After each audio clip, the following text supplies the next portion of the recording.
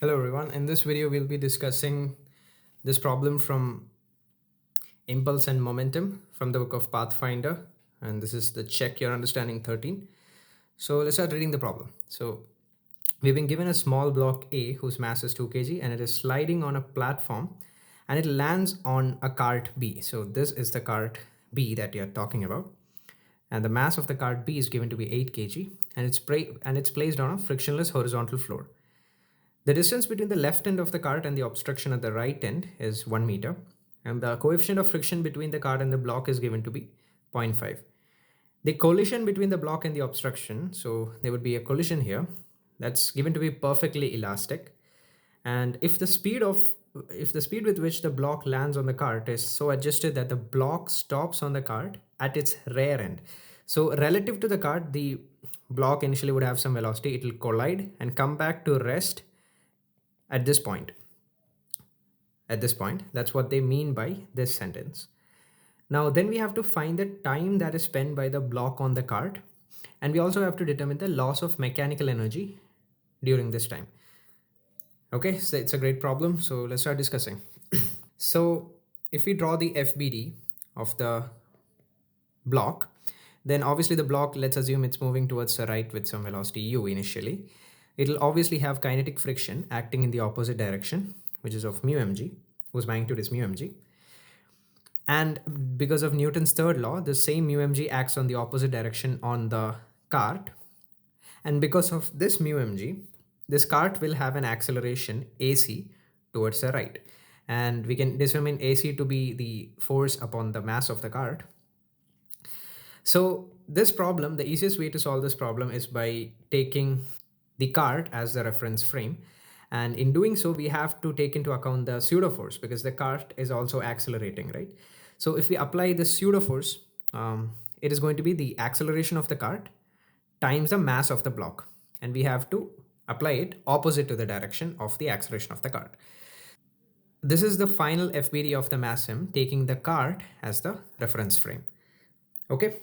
So now we can easily get the relative acceleration of mass m to be the pseudo force plus the kinetic friction, which is this much, divided by the mass of the block.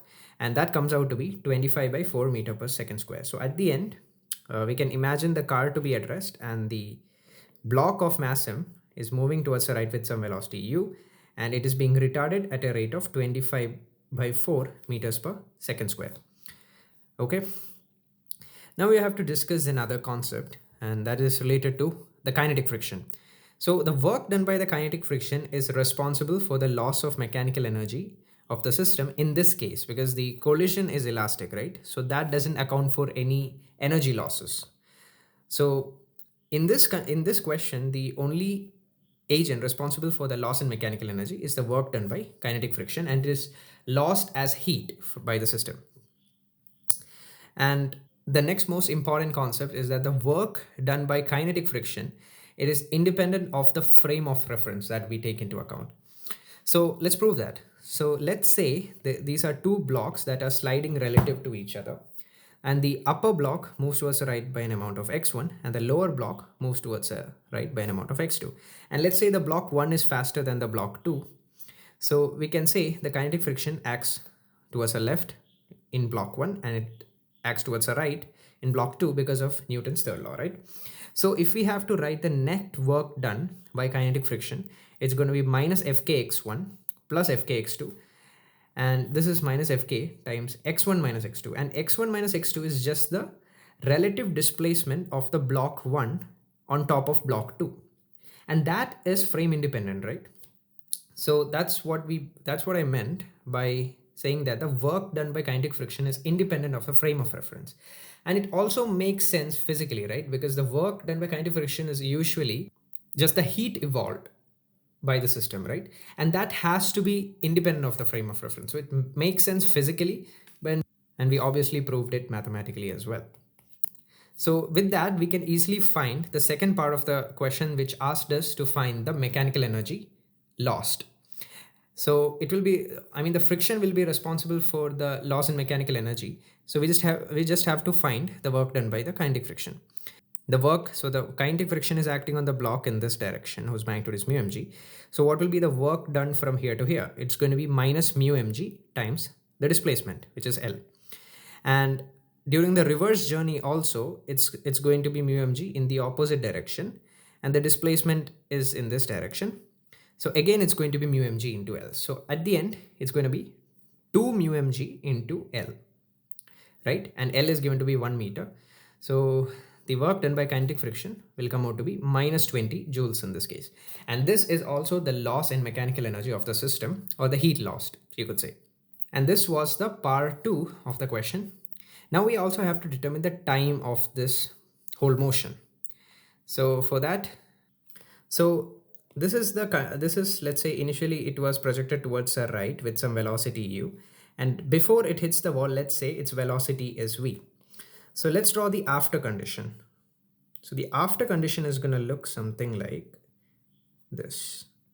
So this is the block M, and its velocity will be v towards the left because the collision is elastic, right? So the velocity of approach has to be exactly similar to the velocity of separation. And also the interesting thing is the only change between the FBDs of these two particular cases is that the friction forces has changed its directions. So which means the pseudo force is still, which means the block is still being retarded by the same rate, 25 by 4 meters per second square, but now it's in the opposite direction. That's the only difference. In order to find the time of motion, and finally it will come, and finally when the block reaches this extreme end, its velocity becomes 0. So, and this distance is 1 meter. Okay, so now we have to be careful while using the kinematics 1D formulas because this acceleration has changed its directions. Okay, so now the thing is, you cannot directly apply kinematics 1D equation. So let's say if you want to use S equals ut plus half at square. You can only use this if you assume the acceleration to be constant in a direction, right? But in this case, initially the acceleration was like this and finally it's towards the right. So it has changed its directions, which means you cannot apply this equation. And the reason for that is these equations don't take into account collisions, right? I mean, there is one smart way to do this specific question, and that is to forget this wall even exists. Like even let's say if didn't take into account the collision, right? If you just took the mirror image of what happened here, okay, we know this when the velocity is v in this direction and the retardation is 25 by 4, it comes to rest in 1 meter. So we can just say that if this wall didn't exist, this same block, if it was to continue in the same path, would come to stop in another 1 meter, right? And in that situation, you can use S equal to ut plus half at square because we are assuming the acceleration should be in the same direction. So, and we don't need S equal to ut plus half at square in this question. But anyway, I hope you got the point. The kinematic equations don't take into account the collision, so you need to be careful while you're applying it. So anyways, the final velocity, so let's just assume that this thing doesn't even collide and this just continues in this path like this. So we know it comes to rest after a distance of 1 meter, right? So we can just apply v equal to u plus 80 in this case, and the v comes out to be 0, right? Because finally it comes to rest, and the initial velocity is u, which we have to determine, and the acceleration we just determined to be 25 by 4 times the time. So the time is going to be 4u by 25. So if we can determine the value of u, then our question is done. And that we can determine with the help of work energy theorem. So let's say initially the block M was moving towards the right with some velocity u. And finally, the same block comes to rest at the initial position, right? So what is the change in kinetic energy? It's going to be 0 minus half m u square. And what are the forces that are doing the work in this case? And remember, we are writing everything taking the cart as a reference frame. So the work is done by friction, but we also need to take into account the work done by the pseudo force, because in the frame of reference of the cart, we have to take into account pseudo force as an independent force. Okay, So we have to take the work done by pseudo force into consideration. So half, and the mass m is 2 u square, equal to, what is the work done by friction? We determined it to be minus 20 joules plus. Now the pseudo force is acting, we just determined earlier it was equal to mu mg by capital M times the small m mass.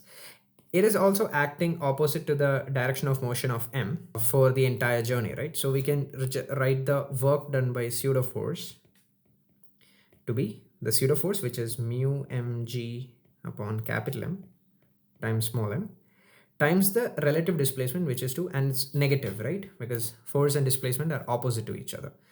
Now if you calculate it, it's going to be minus 5 joules. So substituting that here, now if you solve, you'll get the value of u squared to be 25, which means u comes out to be 5 meters per second. And once we have gotten u, the time duration of the motion is simply 4u by 25, or it's going to be 20 divided by 25, which is 4 by 5, which is 0.8 seconds.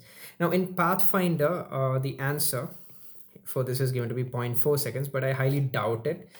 Highly doubt it. I tried solving it once more and I got the answer to be zero point 0.8 again. So I highly doubt the answer is zero point 0.4, but if you guys think I made some silly mistake somewhere, then please point it out in the comments. So that was it for this question. If you guys have any doubts, just comment down below. And if you like the video, please subscribe to the channel, and thanks for watching, guys.